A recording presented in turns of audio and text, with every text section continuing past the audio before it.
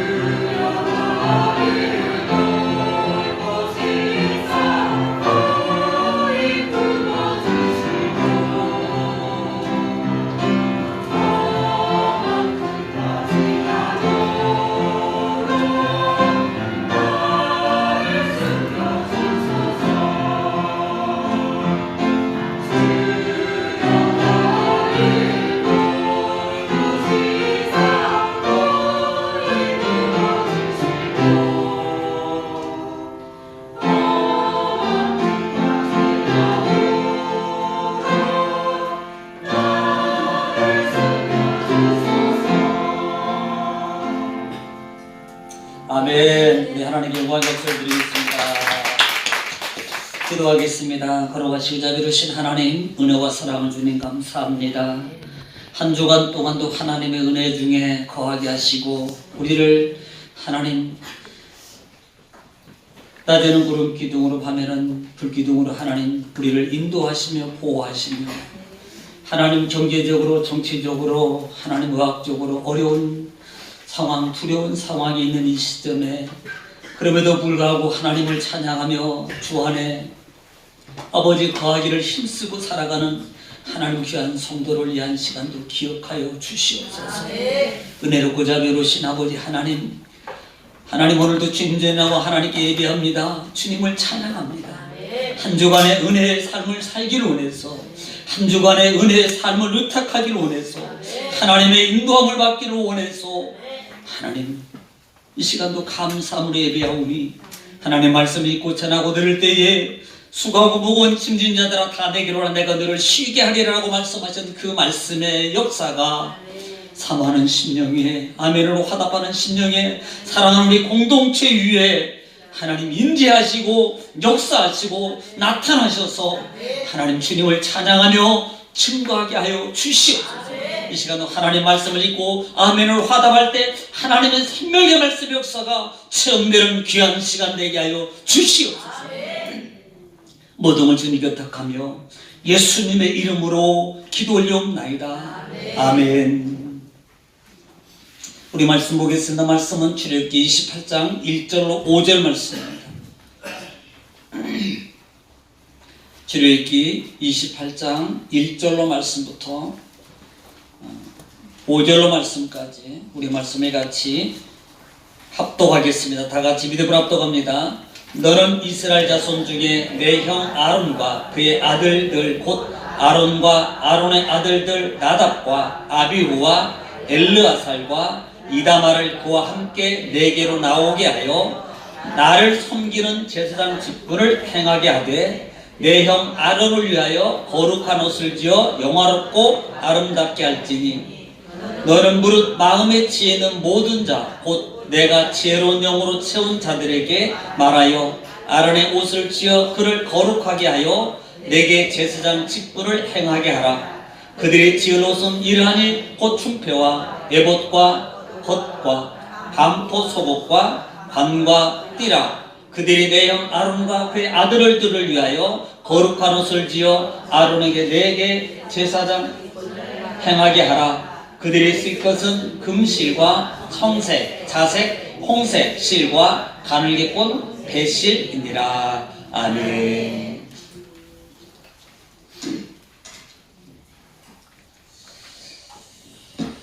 우리가 먼저 몇 인사 나누겠습니다. 주님 축복합니다. 하나님이 도우셔서 잘 됩니다. 기적의 주인공이십니다. 말씀의 주인공이십니다. 말씀을 믿음으로 아멘하면 기적이 일어납니다. 한번 세 가지 장 도전해 볼까요? 다 같이 시작.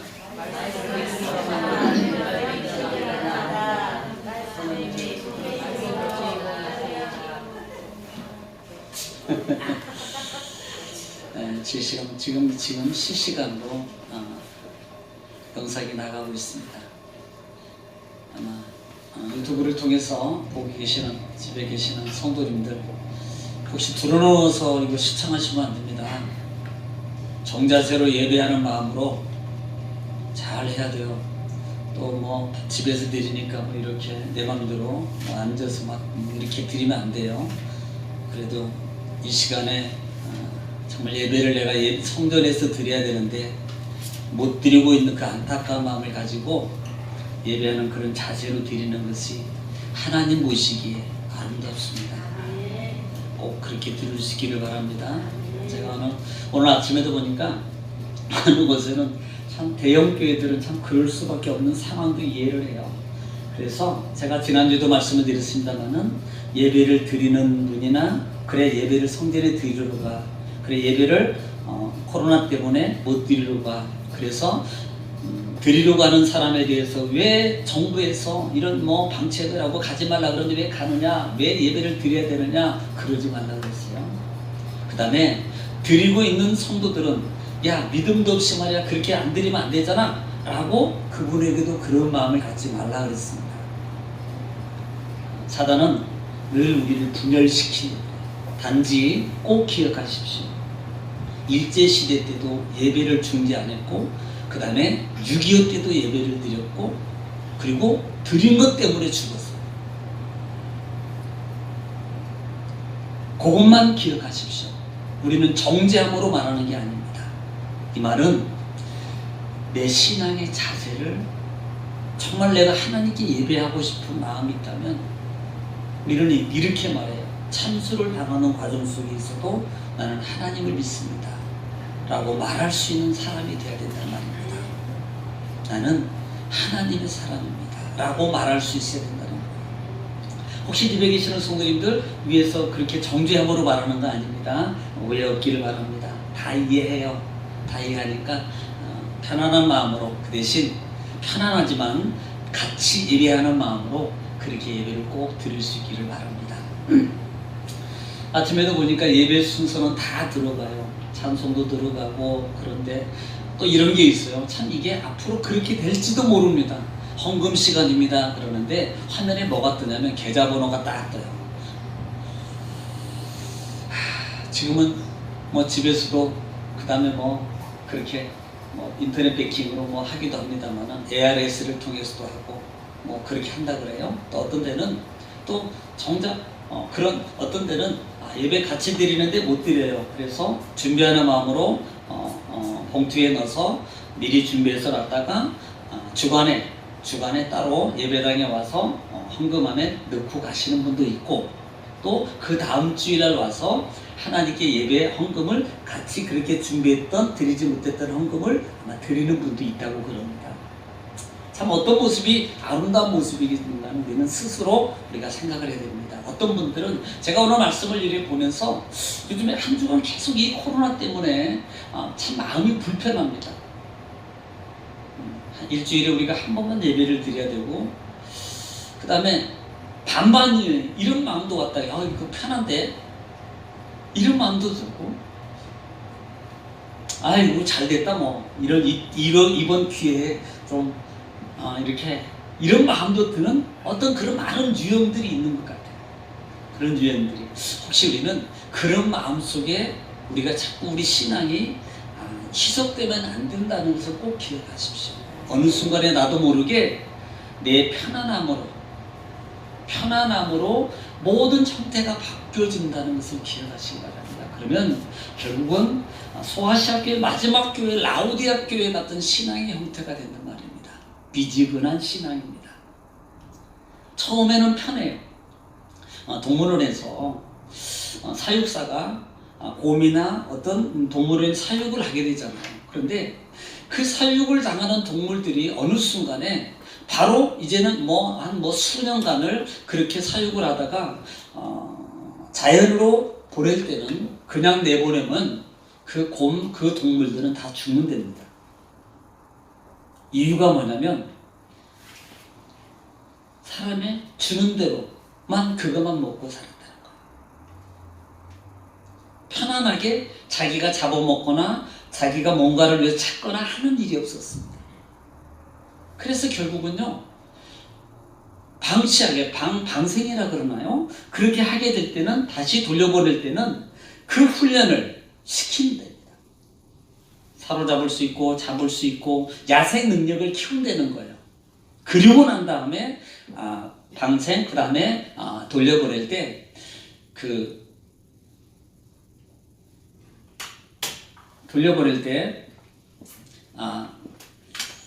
동물들이 바로 이렇게 잘 살아갈 수 있다 그럽니다. 우리는 여기서 뭘 생각해야 됩니까? 좀 생각해야 돼요. 우리 신앙의 모습들을 한 번 더 생각해야 됩니다. 자기의 편안함은 결국은 내 신앙의 하락이라는 사실입니다.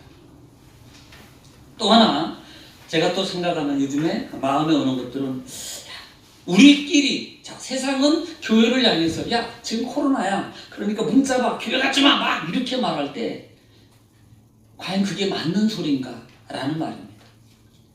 그분들은 그렇게 말하는 게 정말 맞습니다. 그러나 반면에 우리 믿음의 사람들은 꼭 이렇게 기억하십시오. 맞는 거 아니다. 이것만 기억하시라는 겁니다. 믿음의 사람은 요 말을 꼭 기억하십시오. 어쩔 수 없어서, 그 다음에 상황 속에 그러기 때문에 라는 말입니까? 아니면 우리는 그런다 할지라도 라고 해야 됩니까?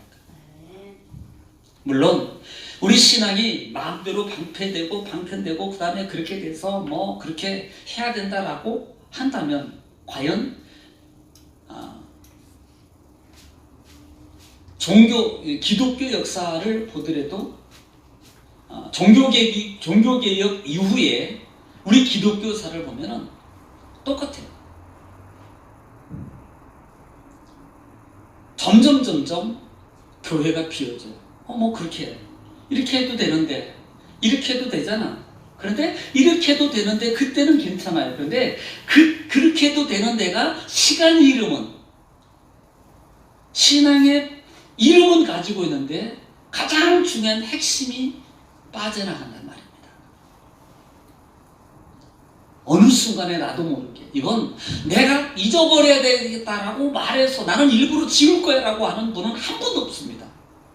그런데 처음 내가 자연적으로 사육사가 주는 걸 그대로 먹어, 그대로 봐도 좋아 하다 보면 어느 순간에 내게 있던 야생 능력이 없어지는 거예요. 우리 신앙의 모형도 그렇게 됩니다. 그리고 결국은 유럽교회가 예배당은 정말 잘 지어놨는데 가보면 성도가 없으면 예배하는, 주일날도 예배하는 몇 명 안 됩니다.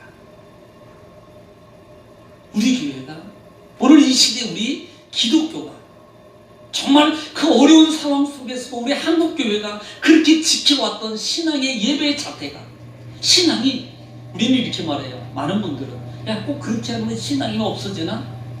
지금은 맞아요. 지금 그 마음은 왔다니까요. 그런데 시간이 이르면 그 마음이 시작되어서 무너진다는 거예요. 이건 100% 뻔한 겁니다. 명심하자는 거예요. 또 하나는 이번 코로나를 통해서 물론 많은 것들이 드러나게 되고, 또 하나 볼 수 있는 게 우리 신앙의 자태를 점검해 볼 수 있는 귀한 기회다라는, 저는 이렇게 생각합니다. 신앙을 한번 점검해 보자. 또 하나는 조용히 내가 하나님과 묵상하는 시간, 내가 하나님의 말씀과 관계하는 시간, 이런 시간을 내가 좀 가질 수 있는 기회로 삼아야 되겠다. 저는 많은 제재를 통해서, 자, 교회는 가지 말아야 돼요. 그런데 생활 속에서 우리는 10명, 20명, 15명 모이는 공동체는 다 갑니다. 장소는 다 간다니까요.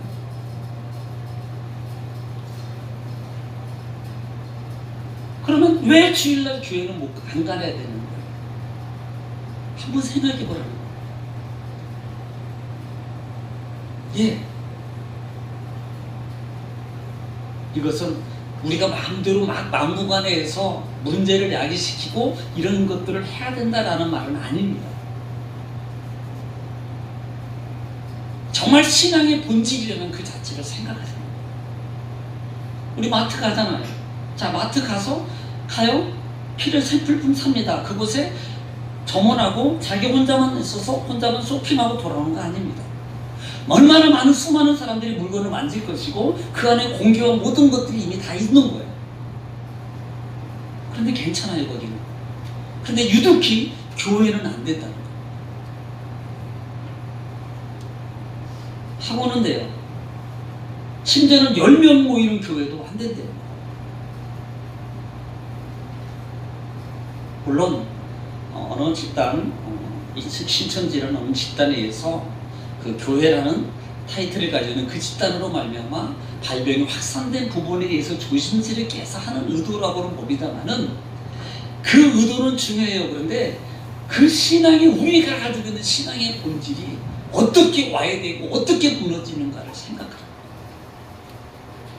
그런 고민이 계속적으로, 오늘 또 안산에 있는 어느 교회 목사님이 말씀을 전하면서, 제가 지난주에 했던 그 마음인 것 같아요. 똑같이 하는데 울먹이면서 말씀을 하는데 그 마음을 제가 이해를 하는 겁니다. 그 마음 제가 이해를 하는 겁니다.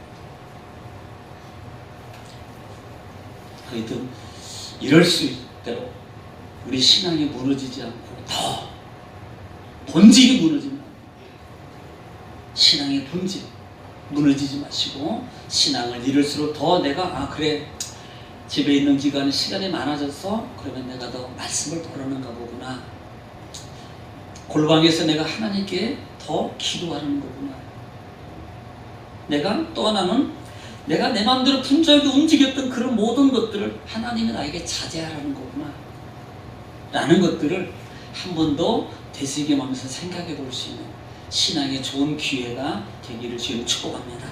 자, 우리는 지난 시간에 성막을, 우리가 성막을 의미에 대해서 알아보면서, 성막을 왜 하나님이 만들게 했는가, 그것은 결국은 하나님과 함께라는 것. 그리고 지난주에 성소에 있는 성소와 지성소에 있는 성물들, 오른쪽에 떡상, 그 다음에 왼쪽에 금촛대, 그 다음에 하나님의 법궤와 하나님의 증거궤와 가장 가까이 두고 있는, 그리고 가장 높게 만들었던 분향단에 대해서, 또 지난주에는 하나님의 증거궤, 법궤, 궤에 대해서 우리가 알아봤습니다. 자, 우리는 그 의미를 잠깐적으로 한번 생각해 볼까요? 떡상은 하나님의 말씀이다. 예수님의 말씀이다. 다음에 촛대는 하나님 예수님 빛이시다. 분향단은 중보자이신 예수 그리스도를 의미합니다. 또 법궤는 하나님의 임재와 하나님의 만남입니다. 그 다음에 정말 가장 큰 대속의 은혜가 있는 장소입니다. 그래서 법궤는 늘 어떻게 하려 했어요? 우리는 늘 법궤 밑에 있어야 된다 그랬습니다. 오늘 이 시대 많은 크리스천들이 하나님의 말씀을 가지고 있지만 법궤를 밑에 있지 않냐고, 법궤보다 앞서가고 법궤보다 위에 있는 우리의 신앙의 삶의 형태가 많아졌다는 사실입니다. 우리는 늘 법궤 밑에, 또 하나 법궤 뒤에서 따라가야 됩니다. 그 증거적인 예표의 말씀이 마태복음 16장, 마가복음 16장, 마태복음 14장에서 언급하고 있는 8장과 16장에서 언급하고 있는 누구든지 나를 따라오려거든. 예수님 말씀이에요. 누구든지 나를 따라오려거든 자기를 부인하고 자기 십자가를 지고까지는 우리가 다 알아요. 그런데 더 중요한 포인트가 있다고 그랬습니다. 거기에 자기 십자가를 지고 그 다음에 나를 쫓으라는 단어를 잃어버리면 안 된다고 그랬어요. 그래, 나 십자가 집니다. 주님이 십자가 졌어요. 그러니까 내 맘대로 막 이렇게 가는 것이 아닙니다. 반드시 길이 있어요. 나를 쫓으라, 예수님을 쫓으라는 단어를 무시하면 안 된다고 그랬습니다.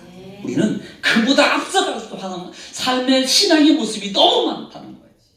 나 십자가 졌어. 나도 부인됐어. 나 십자가, 예수님 십자가 지고 있어. 그래서 내 맘대로 하는 그런 신앙의 이런 모습이 얼마나 많았냐 이 말입니다. 그 말을 잃어버려서 그래요. 나를 쫓아라. 우리는 예수님을 쫓아가는 거예요. 예수님을 쫓아가야 됩니다. 말씀 밑에 따라갈 때 요단강이 갈라지고 여리고성이 무너지는 놀라운 역사가 일어나게 된다는 사실입니다. 자, 오늘은 제사장입니다. 성막의 거의 마지막 부분입니다만은 오늘부터 말씀을 통해서 보는 제사장과 그 다음에 제사장이 입을 옷들, 그 다음에 제사장은 어떤 일을 해야 될 것인가, 그 다음에 거기에 있는 보석들이 상징하는 의미는 무엇인가에 대해서 약 몇 주간에 대해서 아마 보게 될 겁니다. 오늘은 제사장이라는 단어, 제사장이라는 부분에 대해서 우리가 볼 것입니다. 하나님과 인간이 만나려면 두 가지 방법의 길이 있다 그래요. 하나는 하나님을 인간 편으로 모시고 오는 법이든, 또 하나는 인간을 하나님 편으로 데려가는 방법이 있습니다. 하나님을 인간 편으로 모시고 오는 역할의 중개자가 선지자라고, 또 사람을 하나님 편으로 데려가는 일을 제사장이라고 말할 수 있습니다. 다시 말하면 제사장은 하나님께 인간 편에서 하나님께 하나님 죄 이런 부분들을 이런 죄 이런 문제를 했습니다라고 하나님께 고하는 역할을 하고, 선지자는 하나님의 말씀이나 어떤 하나님의 지시받은 사항을 사람에게, 인간들에게 전달해주는 역할을 하는 것이라고 볼 수 있습니다. 특별히 성막을 통해서 보는데, 이 성막은 제사장, 다시 말하면 성소에는, 지성소와 성소에는 누구만? 제사장만 들어간다 그랬어요. 제사장. 보편적으로 성막의 많은 역할을 감당하고 있는 그 일을 하는 모든 주된 일들은 제사장들이 합니다. 그리고 알아야 될 것은 이 지성소에는 1년에 한 번 꼭 대제사장만 들어간다. 속죄 1월 14일입니다. 그때 들어가는 거예요. 그리고 이스라엘 모든 죄를 대속하는 대속죄일이라고 말한다고 그랬어요. 자, 그러면 이 성막 안에서 이 제사장이 하는 일의 역할, 제사장을 하나님이 지금 오늘 본문을 통해서 보면은 너는 제사장들을 세워라 이렇게 말합니다. 1절 말씀은 너는 이스라엘 자손 중에 내 형 아론과 그의 아들들, 곧 아론의 아들들 나답과 아비후와 엘리에살과 이다말을 그와 함께 내게로 나오게 하여, 그 다음에 나를 섬기는, 그 다음에 제사장 직분을 행하게 하라라는 단어로 연결되어 있어요. 나오게 하고, 하나님의 부름이에요. 나오게 하고, 그 다음에 역할이 뭐요? 나를 섬기는 자. 또 하나는 뭡니까? 그 다음에 직을 주는데 제사장 직을 행하게 하라라는 세 가지로 연결되어 있습니다. 이 제사장이라는 말은 이 코헨이라는 단어를 써요. 번역에 코헨이라고 그러는데, 이 코헨은 제사장, 공직자 또는 우두머리 통치자. 우리는 이미 이드로 장로에 대해서, 이드로에 대해서, 장인 이드로에 대해서 얘기할 때 이 말씀을 드렸습니다. 제사장이라고 말하고 우두머리, 그 다음에 공직자 이렇게 말해요. 또 헬라어에서는 이 단어를 포틴텍스라고 말하는데, 여기에 중요한 역할이 있습니다. 다리를 놓는 자, 다리를 놓는 자라는 뜻을 가지고 있습니다. 중간 역할을 감당하는 자라는 말입니다. 이 말은 하나님과 죄인 사이에 다리를 놓는 겁니다. 하나님과 죄인 사이에 다리를 놓는 역할을 감당하는 거예요. 즉 화목제사, 5대 제사를 통해서 하나님과 사람과의 관계에 다리를 놓는 역할을 하는 것을 제사장이다, 이렇게 말한다 했습니다. 오늘 이 시대는 그러면 선지자는 하나님 말씀을 대언하는 거예요. 여러분, 그럼 목회자는, 우리는 과연 어떤 역할일까요? 자, 제사장일까요? 선지자일까요? 둘 다 다요. 예수님은 둘 다 다입니다. 모든 일을 다 감당하셔요. 하나님께 예배와 하나님께 모든 것을 준비하는. 그러면 우리는 여기에서 볼 수 있는 게, 지금은 베드로전서에 보면은 2장 9절에 지금 우리는 하나님 안에서 예수 그리스도로 말미암아 누구라고 했어요? 만인 제사장. 우리는 제사장. 결국은 구약 시대의 제사장의 역할이 지금 이 시대의 나의 역할이에요. 나의 역할을 내가 해야 될 모습을 이미 구약에서 이미 보여준 거라는 사실. 그래서 성경을 통해서 보면은 이 제사장의 역할의 그 모습과, 그 다음에 역사적인 어떤 직분의 발전해가는 어떤 모습들을 성경을 통해서 볼 수 있게 되는데, 자, 창세기를 통해서 보면은 가인, 아벨, 노아, 아브람, 이 창세기에 나오는 인물들을 보면 개인적인, 즉 아담 이후부터 개인적인 제사장이에요. 개인적인 제사장으로서 자기 자신을 위해서 제사를 드리는 그런 신앙의 삶을 살았습니다. 특별히 야곱 같은 경우는 뭐 자녀를 위해서 각 한 사람 한 사람마다 제사를 따로 드렸던 역할도 있습니다만은, 그 다음에 출애굽기를 통해서 보면은 이제는 개인적인 제사장 역할에서 어디로? 가족적인 제사장 역할로 가게 됩니다. 그래서 가장이 그 안에 가장이 자기 가족을 위하여, 모든 가족을 위하여, 모든 식구를 위하여 제사를 드리기 시작해요. 그래서 가족적 제사장. 출애굽기 12장 3절에 보면은 너희는 이스라엘 회중에게 이르라, 이달 10일에 너희 매인 어린 양을 취할지니 각 가족대로 그 식구를 위하여 어린 양을 취하되 라고 말하고 있습니다. 그러니까 이 변천을 보면 제사장이 어떻게 보면은 그 변천의 모습을 보면은 개인 제사장, 그 다음에 가족적인 단위의 제사장 제도, 그 다음에 다음으로 나오면 출애굽 위에서 보면은 결국은 제사장은 예수 그리스도께서 오실 때까지는 12지파 단위로 바뀌어가요. 이스라엘 12지파의 한 지파가 거룩한 봉사를 하기 위해서 지명을 받게 되고, 그 다음에 그 지파만 제사장 직임을 감당할 수 있도록 하나님이 세우신다는 사실입니다. 자, 그러면 이렇게 제사장 제도를 통해서 하는 이유는 뭐예요? 가장 중요한 것은 오늘 본문에서도 언급했는 것처럼 하나님의 전에 나와서 섬기는 일이라는 단어. 섬김이라는 단어. 섬기는 거예요. 섬김을 받는 게 아니고 섬기는 겁니다. 제가 목회자가 되는 것은 섬김을 받으려고 하는 게 아니고 섬기려고 하는 거예요. 더 섬기려고. 예배를 통해서 삶 속에서 더 섬기는 삶으로 살아가는 겁니다. 오늘 이 시대는 우리가 만인 제사장으로서 하나님을 섬기고 가장 십자가의 도를 통해서 보여주는 것처럼 하나님을 수직적으로 섬기고 수평적으로 서로 간의 공동체를 섬겨가는 삶의 모습이, 이것이 진정한 제사장의 모습이라는 말이에요. 그래, 나는 제사장이야, 나는 직임이야, 기름 부어 받아서 그러니까 나만 섬겨, 나만 섬김 받아야 돼 라고 한다면 안 된다 이 말이에요. 서로 더 받아 낮았기 때문에 더 섬겨야 돼요. 더 알았기 때문에 더 낮아져야 됩니다. 겸손한 모습으로 더 섬김의 자리로 우리는 낮아야 될 줄 믿습니다. 자, 그러면 제사장에는 세 종류가 있어요. 세 종류가 있는데 크게는 두 종류입니다만 세 종류가 있습니다. 첫째는 그냥 제사장들, 또 하나는 대제사장. 제가 세 부분을 본 이유 중에 하나는 큰 제사장이라는 단어가 나와요. 먼저 제사장들은 이렇게 볼 수 있습니다. 이들은 레위 족속 아론의 자손으로서 그들의 규모에 따라서 숫자가 달라져 있습니다. 레위 족속으로서 제사장들이 돼 있는데 약 한 80명 정도가 시작해요. 80명 정도. 그 다음에 대제사장입니다. 대제사장은 오직 몇 명일까요? 한 명. 한 명. 오직 한 명이에요. 그러니까 제사장들은 레위 사람들 중에 사는데 인원이 있습니다. 그런데 이 대제사장은 80명 중에서 한 명. 한 명. 그리고 이 대제사장은 아무나 되는 게 아닙니다. 한번 대제사장이 되면 그 대제사장이 사망하지 않는 이상은 그래요. 그래서 교체가 되려면 이 대제사장이 죽어야 돼요.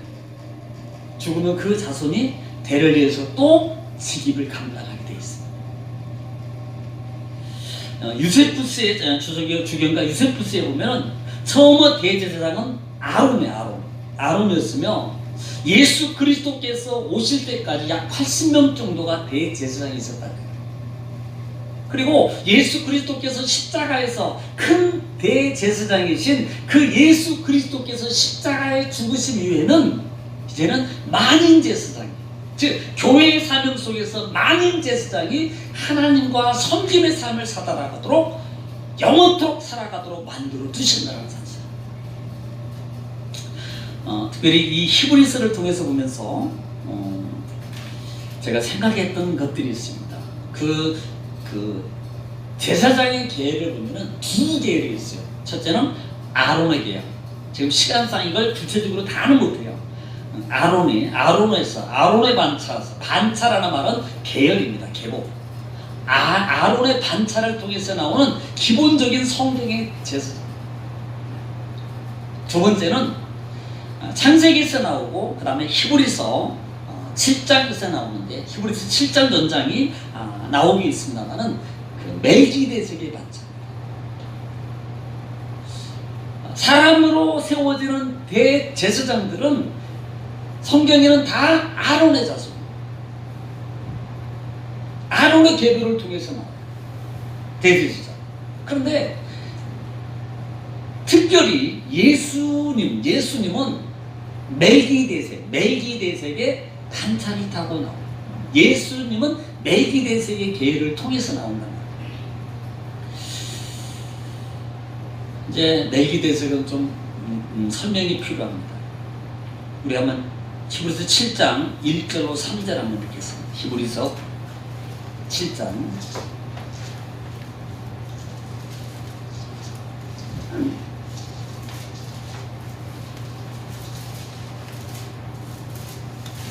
자, 1장 7절부터 같이 한번 읽겠습니다. 다 같이 시작. 이 멜기데sek은 살렘왕이요 지극히 높으신 하나님의 제사장이라 여러 왕을 쳐 죽이고 돌아오는 아브라함을 만나 복을 빈 자라. 아브라함이 모든 것의 10분의 1을 그에게 나눠주니라. 그 이름을 해석하면 먼저는 의의 왕이요 그의 사람은 살렘왕이니 곧 평강의 왕이요 아버지도 없고 어머니도 없고 족보도 없고 시작한 날도 없고 생명의 끝도 없어 하나님의 아들과 닮아서 항상 제사장으로 있느니라. 자, 여기는 많은 논란이 있습니다. 야, 이게 사람이다. 이건 충분히 제가 이 시간에 설명을 못해요. 이분은 사람이다. 이분은 하나님이다. 아니다. 이분은 한 시대에 있었던 어느 부분의 왕이었다라는 그런 많은 학설들이 있습니다. 그런데 한번 기본적으로 한번 생각해 볼까요? 다른 예를 들어서 10분의 1을 드렸더라. 그래 사람에게 드릴 수 있어요.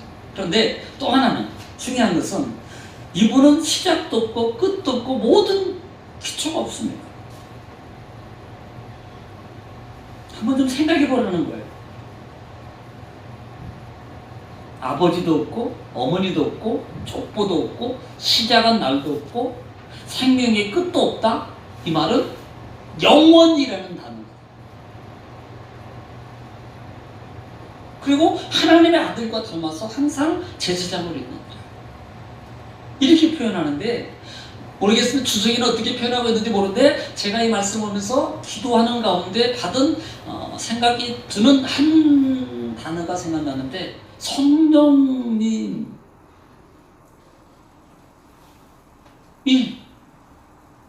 성부, 성자, 성령의 모습 속에 있을 때 삼일체 중에 어떤 성부적인 요소, 성부가 아니고 성령이 관계되어 있지 않는가라는 부분을 보게 돼요. 왜냐하면 예수님이 성령으로 잉태되어서 동정녀 마리아에게서 탄생.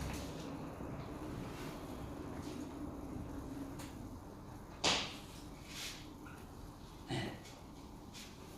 또 분명히 이분은 영원하신 분입니다.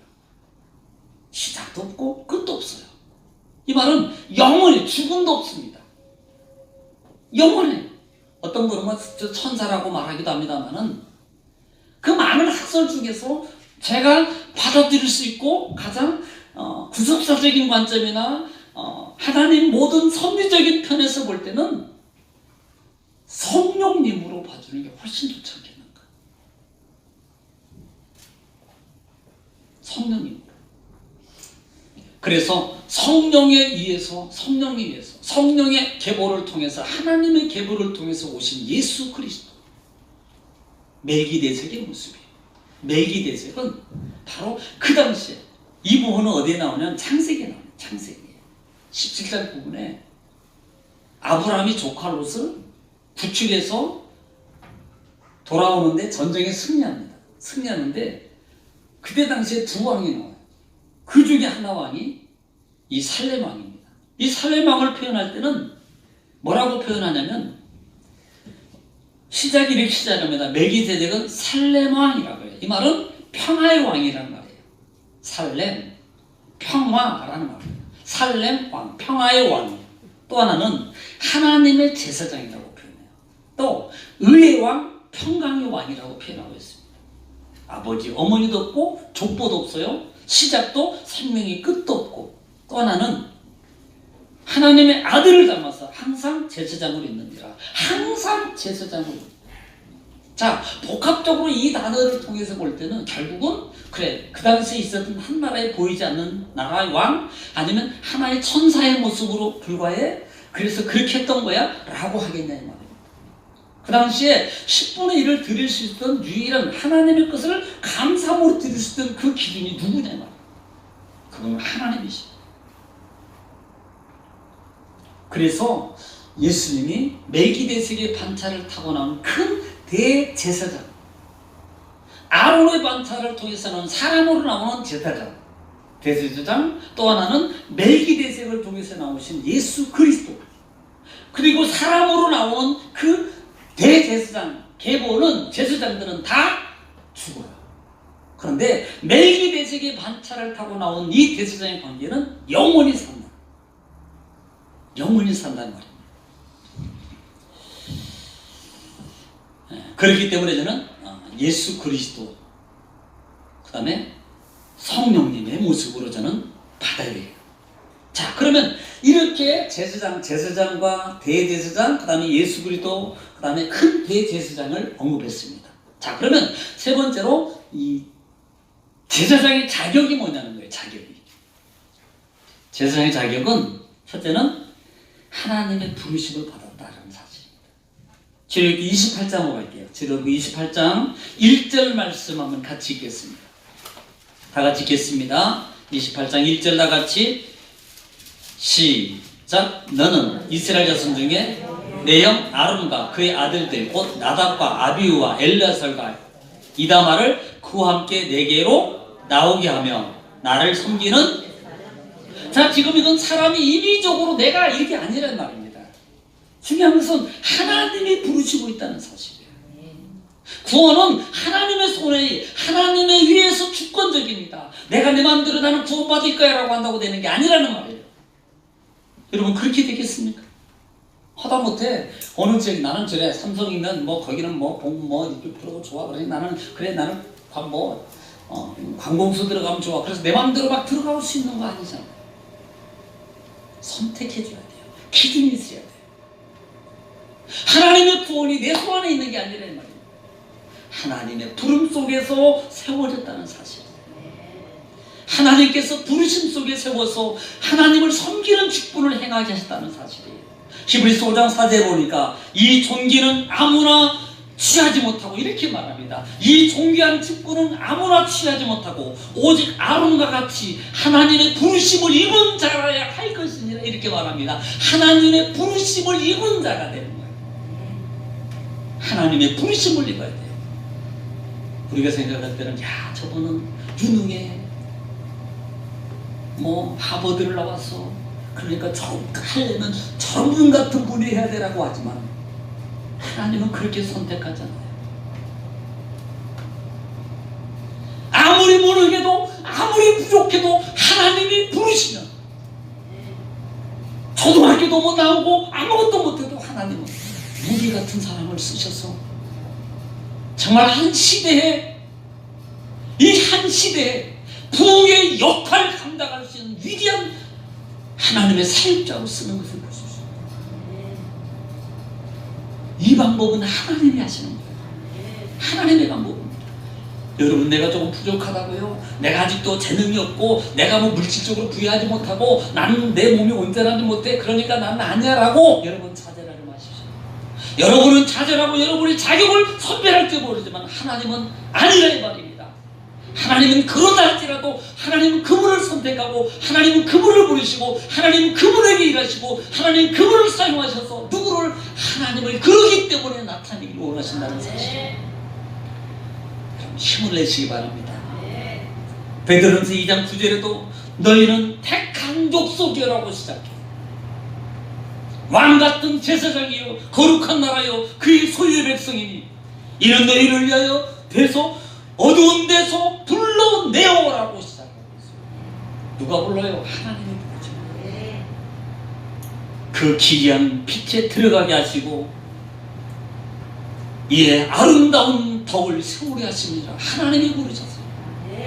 마린 제사장으로 삼아주시는 말입니다. 에베소 4장 1절로 이제 보면은 이렇게 시작해요. 구원받아서 에베소 교회 성도들아 하나님의 구원을 이렇게 너희가 받았잖아. 십자가를 통해서 받았잖아. 4장에 딱 시작하면서 1절에 부르심에 합당하게 해라.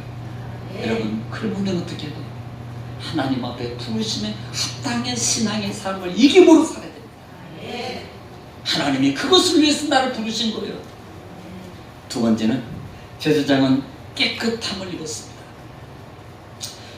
오늘 4절에 보면 이렇게 말합니다. 4절 다 같이 읽겠습니다. 시작. 그들이 지을 옷은 이를 안에 입고 충패와 에봇과 겉옷과 반포 속옷과 관과 띠라. 그들이 그 내용 아론과 그들을 위하여 거룩한 옷을 지어 아론에게 내게 제사장. 자 이렇게 말합니다. 제사장은 깨끗함의 옷을 입었어요. 출애굽기 25장 4절에 보면 너희는 아론과 그 아들을 회막문대로 데려다가 물로 씻고 우리는 물두멍 얘기할 때 제사장이 지성소로 들어갈 때 반드시 첫 번째 해야 될 게 뭐라 그랬어요? 물로 씻는 거라 그랬어요. 어디서? 물두멍에서.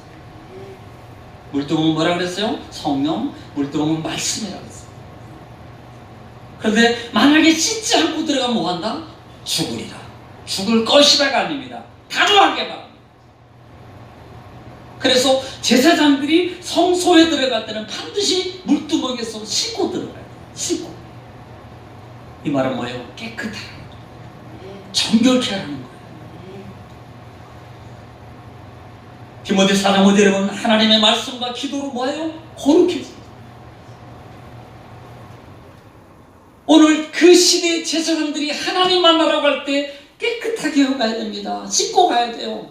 그런 것처럼 우리는 오늘 이 시대에 하나님을 만나러 가기 전에 하나님 앞에 마음의 준비로서 하나님을 만나만한 그 마음의 자세를 정결함으로 갖추란 말이에요. 정결함으로. 로마서는 12장 12장 1절부터 12장을 딱 넘어서는 두 군데로 나누거든요. 1절부터 11장, 12장부터 마지막 절까지.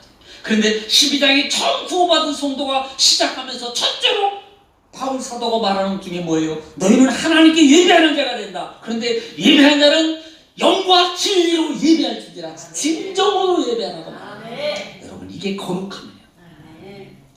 무슨 뭐 마음과 생각은 다 썩어져 있는데 옷만 뭐 명품으로 도배하고 나온다고, 이게 거룩한 게 아니라 이 말이에요. 진정한 의미를 하죠. 아유, 목사님 오늘 말씀드리니까 내 옷이 누추해서 다음 주에 옷 한 벌 사입어야 되겠습니다. 사입으세요. 그러면 사입을 수 있으면. 그런데 그 의미가 아니라 이 말이에요. 그렇다고 막 입고 막 하라는 말도 아닙니다. 갖추는 거예요. 우리가 가령 예를 들면 이거잖아요. 누구 손님이나 어떤 분들을 만나러 갈 때, 뭐 친구를 만나러 가면 조금 자연스럽습니다만은 어떤 분들을 만나러 갈 때는 항상 우리가 뭐예요? 갖춥니다. 머리부터 발끝까지 갖추기 시작해요. 예예요. 그게 뭡니까? 그분에 대한 내 마음의 예입니다. 사실 옷이 무슨 상관이 있습니까? 그냥 쉽게 생각하면 뭐 옷을 뭐 그냥 뭐 쓰레빠 신고 뭐 추리닝 입었다고 뭐 못 만나는 것도 아니잖아요. 이게 뭐 쓰레빠 옷을 입으면 자동차가 자동으로 딱 와서 타고 가게 하고, 그 다음에 만날 수 있거든 되어지고, 그 다음에 쓰레빠 신고 그 다음에 추리닝 입으면 뭐 그런 일이 차를 못 타게 하고, 그 다음에 차가 안 가버려 막 이렇게 되는 거 아니잖아요. 아무 문제 없어요. 그런데 뭐예요? 마음의 준비. 그게 마음의 준비예요. 하나님 앞에 거룩함의 옷을 입는 것은 마음의 준비예요. 마음의 준비.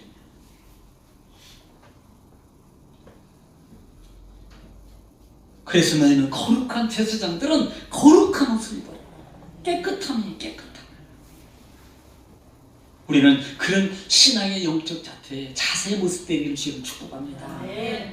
영광의 직분을 감당하는 부름받은 우리의 거룩함의 삶 속에서 살아가야 되는 거야. 이 모습이 예배당만 와서 거룩함으로 모습을 입고, 그 다음에 예배 마치고 돌아가면 한 주간에 살면서 내 맘대로 막 살아가라, 이게 아니라 이 말입니다. 주일날 예배하고 왔던 그 마음의 모습처럼 한 주간을 살아가면서 거룩한 행실의 삶을 살아가기를 위해서 무단히 뭐예요? 나와 싸워야 돼요. 싸워야 됩니다. 세 번째는, 제사장은 지혜형으로 체험받은 입은 자들의 지음받은 예복을 입으라 그랬어요. 아까는 물로 씻어야 되고, 지금은 지혜형으로 체험받은 자들이 지은 예복을 입으라 그랬습니다. 자, 3절 한번 읽어보겠습니다. 3절 읽겠습니다. 시작. 너는 물은 마음에 지혜 있는 모든 자들, 곧 내가 지혜로운 영으로 채운 자들에게 말하여 뭘 만들어라? 아론 옷을 지어 그것을 거룩하게 내가 제사장 직분을 행하게 하라. 지금 아무나 만드는 게 아닙니다. 다시 말하면 아무렇게나 하는 게 아니에요. 아무렇게나 하려는 게 아닙니다.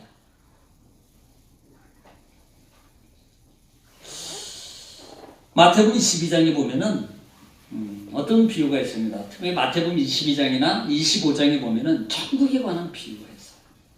그런데 22장에는 혼인잔치 비유입니다. 25장에는 신랑을 맞이하는 비유예요. 22장에는 혼인잔치의 청함을 받았어요.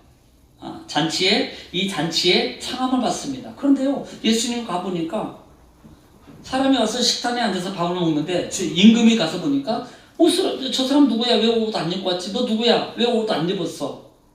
이렇게 말합니다. 뭐가 문제돼요? 옷을 안 입었어요. 그때 임금이 뭐라 그럽니까? 하인들을 야, 저 사람 끌어내. 바깥에 끌어내. 그때 성경은 그 이유 뭐라고 표현해요? 저 사람은 밖에 나가서 이를감이 있을지 슬피 울며 이를감이. 이유가 딱 한 가지입니다. 예복을 안 입었다는 거예요. 여러분, 우리는 단순하게 그냥 뭐 생각할 수 있습니다. 그런데 이 부분이 결국은 내가 예배하고 하나님 만나는 신앙의 마음의 자세입니다. 25장에도 여러분 기름을 맞이하는데 보세요. 신부를 맞이하는데 뭘 준비 못해요? 기름을 준비 안 하는 거예요. 그리고 결국은 기름 사러 간 사이에 신랑이 와버립니다. 그리고 문이 닫혔어요. 아무리 두드려도 안 열어줍니다. 우리는 5명, 지혜로운 5명, 미련한 5명을 우리는 기억해요. 준비하지 못한 사람은 맞이하지 못해요. 우리는 언제 어느 때라도 하나님을 맞이할 수 있습니까? 우리는 이렇게 생각해요. 그래, 나는 신앙생활하고 있어. 그러니까 내가 언제든지 기도하면 돼. 언제든지 그냥 내가 막 하다가도 막 기도하면 돼. 물론 그렇게 해도 답니다만은 달라요. 마음으로 미리 준비하고, 마음으로 준비하고는 오늘 내일은 주일이지, 그러니까 내가 하나님께 예배를 드리기 위해서 이미 마음의 준비를 토요일부터 아니면 금요일부터 미리 준비하고, 우리 과거에 같으면 그 지폐도 돈도 이렇게 사실 빨았어요. 빨아가지고 다리미에다 다려서 그렇게 해가지고 가지고 왔었어요. 지금은 그렇게 하는 분은 거의 없습니다. 거의 없어요. 여러분, 그런 신앙의 자세의 모습이 뭐예요? 거룩함의 예복을 입는 모습과 같다는 거예요. 계시록의 7장에 보면은 4장 5장에서 천국의 보좌가 얘기하고, 그 다음에 인을 떼기 시작하고, 7인 진행 중에 7장 8장에 들어가면 7장에는 천국의 보좌에 모인 무리들이 있습니다. 그때 그 모인 무리들이, 능히 셀 수 없는 큰 무리들이 보좌 앞에서 찬양대회에 해요. 찬양. 어떤 옷을 입고? 흰옷을 입고 우리가 잘 아는 찬양입니다. 그 찬양 큰 소리로 외쳐서 이렇게 말합니다. 그들이 어린 양 앞에서 큰 소리로 외쳐 뭐라고 말할까요? 아는 찬양이 있습니까? 구원하시는 뭐가? 네. 그 다음 모르는 분은 이 시간 회개기도 10초 하고 가겠습니다. 보셔야 이제 어린 양께 있도다라고 하는 그 무리들이 입은 옷이 뭐예요? 흰 옷이죠. 예복을 갖추는 겁니다. 우리 마음의 예복을 갖추어야 돼요. 네 번째는 제사장의 위임입니다. 출애굽기 29장 9절에 보면은 너는 이같이 아론과 그 아들들에게 위임하여 거룩하게 할지니라. 29장 전장은 거의가 10절부터 마지막 절까지는 그 제사장의 임직의 규례에 대해서 말하고 있어요. 특징은 뭔지 아십니까? 제가 그걸 다 안 읽어도 특징이 뭐예요? 피를 발라요. 제사장들이 위임식을 할 때 그들에게 반드시 피를 뿌리는 거예요. 우리의 십자가의 보혈의 피가 내 머리끝부터 발끝쪽에, 내 마음속에 늘 십자가의 피를 붙잡고 살아간다. 다시 말하면 그 십자가의 구속의 은혜를 내가 가지고 살아간다. 십자가의 구속에 있다면, 그 은혜를 가지고 있다면 그 은혜의 값을 내가 나는 빛이자처럼 살 수밖에 없습니다. 내가 어떻게 하면 나 같은 죄인 살리신 그 은혜 놀라워, 하나님의 은혜로 있을 데 없는 자. 여러분, 핏값을 바르고 사는 신앙의 성도들은요, 이 은혜 때문에 십자가 앞에 죽음으로 가는 겁니다. 이 은혜의 값 때문에.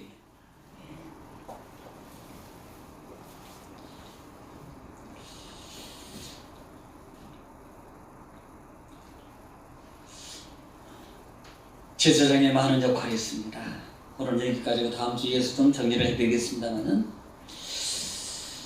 오늘 우리가 하나님 앞에 나오는 십자가를 통해서 휘장을 내려놓으신 예수님의 그 은혜를 압니다. 우리는 만인 제사장입니다. 강간에 세우신 기름 부은 어떤 직분자만 제사장이 아니에요. 지금은 그 성막시대에 행했던 그 제사장들의 역할을 누가 해야 됩니까? 내가 해야 돼. 내가 제사장입니다. 그래, 나는 설교를 듣는 자야. 그러니까 듣는 것이 나는 다야. 아니요. 듣지만 내가 제사장이 돼야 됩니다. 너희 몸을 하나님이 기뻐하는 거룩한 산제사들이라, 이런 너희의 드린 영적 예배니라고 말하는 의미가 뭐냐는 겁니다. 죽은 제사 드리지 말라. 제사장입니다. 우리는 출애굽기 제사장 제도를 보면서 단순히 그래 성경에 있었던 인물이야, 성경에 있었던 제사장의 역할이야 라고 하면 안 된다 이 말입니다. 그걸 보면서, 말씀을 보면서 자기를 보고, 오늘 정말 여러 가지로 두려움과 어려움 속에 있는 이 시대에 우리가 다시 한번 주신 하나님의 은혜의 사명을 깨닫고 이때일수록 더 깨어있어 정신을 차리고 신앙의 본질을 바로 회복해야 됩니다. 정말로 신앙의 본질을 바로 회복하십시오. 다시 한번 돌아보세요. 왜 이 시대가, 이 상황이 이렇게 됐는가? 사단은 이렇게 말합니다. 마지막으로 누구 탓이야? 누구 탓이야? 이렇게 돌려요. 아니요. 우리는 여기서 내 신앙의 자태를 다시 점검할 수 있는 기회가 되기를 바랍니다. 내 신앙의 자태를 다시 점검해서 이제는 어디까지? 법계까지. 그리고 심지어 어디까지? 십자가 지고 나를 쫓아가 예수를 쫓아서 십자가 법계를 하고 그 법계 밑으로 내려가는 신앙의 자태로 되는 저와 여러분의 제사장직 사명이 되기를 주의 이름으로 축원합니다. 기도하겠습니다. 거룩하시기 자비로우신 아버지 하나님, 은혜와 사랑을 주님 감사합니다. 주님 영광을 높아다 주시옵소서. 하나님의 말씀에 이루심, 오늘 우리 드리는 믿음의 공동체 위에, 우리 정금교회 위에, 이 시간도 하나님께 예배하는 모든 자들 위에 하나님 풍성함으로 이루어지게 하옵소서. 예수님의 이름으로 기도 올리옵나이다. 아멘. 네, 하나님께 감사하겠습니다.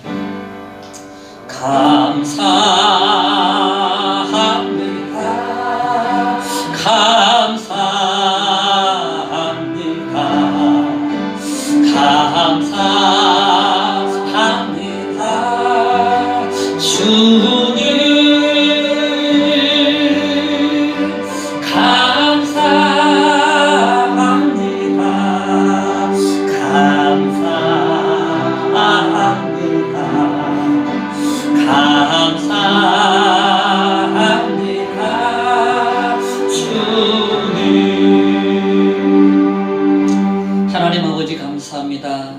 왜 감사하냐고 물어본다면 하나님 나를 구원하신 하나님의 자녀 백성 사냥 주심에 가장 기본적인 감사합니다.